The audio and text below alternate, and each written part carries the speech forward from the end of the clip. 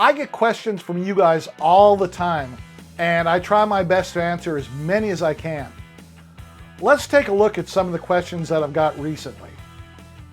After watching my video on the snapshot tool and the undo redo function, Darren House asked this.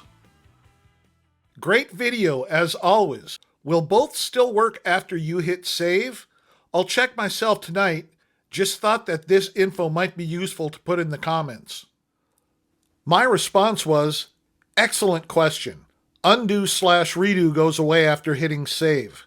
The snapshots stay active even after hitting save. Let's test that out. Let's do that. Let's save a snapshot. Let's move it over here. Save a snapshot.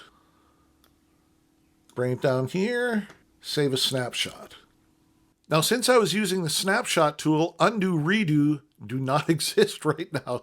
There's nothing to undo and redo. So let me do some of that.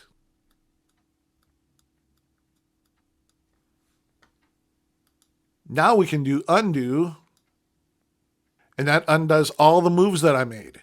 Do redo, and it redoes all the moves that I made. Now if I hit save, it's gone. However, the snapshots, all three of them are there. Also, if you click on Show Folder when you click on the down arrow by the snapshot icon, you can retrieve any of your previously saved snapshots. Chris Walsh was having trouble using Tim Pierce's Gift of Tone preset on his FM3. He said that when using this preset on all scenes other than scene 1, the volume comes in and out. Am I missing something here or need to tweak some setting? Thanks in advance. I took a look into it, and while I didn't have the same issue that Chris did, I found that when I compared the FM3 version to the FM9 version, they didn't sound the same. The FM3 version sounded, well, anemic, for lack of a better term. So after doing a little bit more digging into it, I told Chris this. Chris, as long as you are running firmware 6.00 or higher on your FM3, you can import the FM9 version into your FM3. I'll do that right now. I'll drag Tim Pierce Live 2023 FM9 over to slot 395 and hit save. But if you try to get sound out of it right now, you'll get nothing. The reason why is the out block got moved up here. So all you have to do is just drag the out 1 block down here to the end.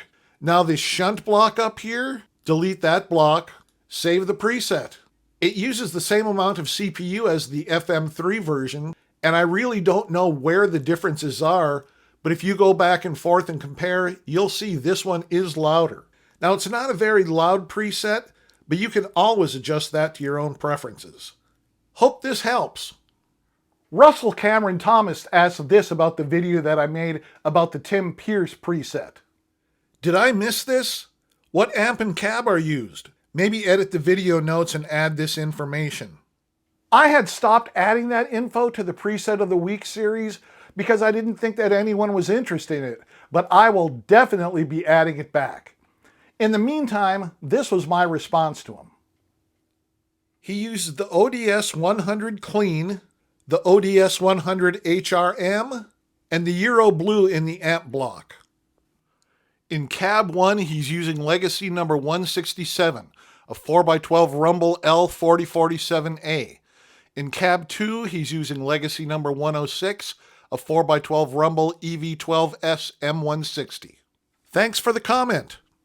SJG asked this in response to my Take Charge video on modifying the factory layouts. Great video. FM3 user here. Didn't back up my factory scenes before I modified them, so hope I can straighten them out. Here's a question for the guru. Is it possible to have 8 presets as scenes and then have the scenes be channels, if you know what I mean? FM3. Now, I had to take more than a few minutes to think about that one. Finally, I wrote this back. I think I know what you mean, and the answer is yes, but with a caveat. If you mean, can a preset with multiple scenes be saved as a single scene? Then the answer is no. But if you mean can a preset with just one scene be saved as a scene in another preset, then the answer is yes.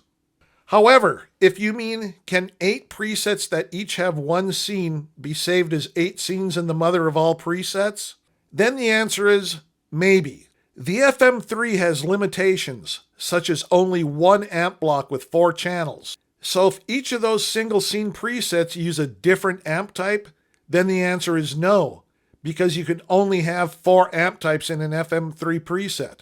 But if you look over those 8 presets and find that they only use a total of 4 different amp types or less, then you're getting closer to a yes, because you can use scene controllers to change parameters from scene to scene if necessary. So you'd have to look over the 8 presets in question, see what blocks they use, and then check the FM3 to see if there are any block limitations that might hamper you.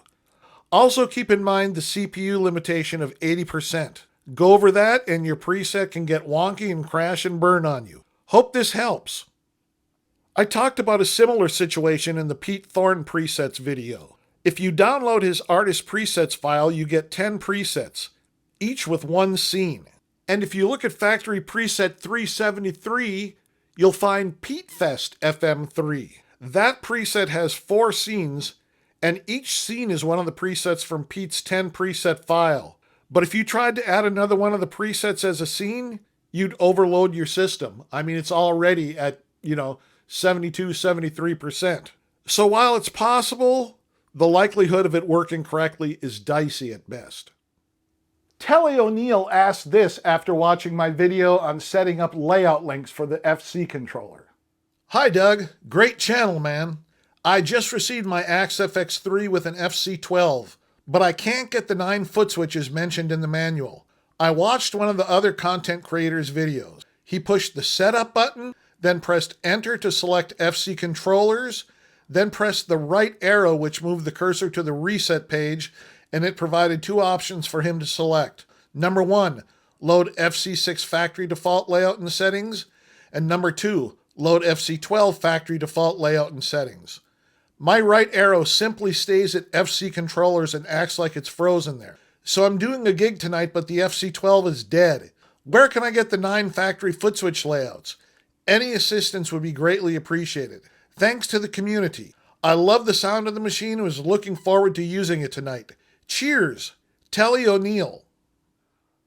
I saw that message a few minutes after he posted it, and I responded right away.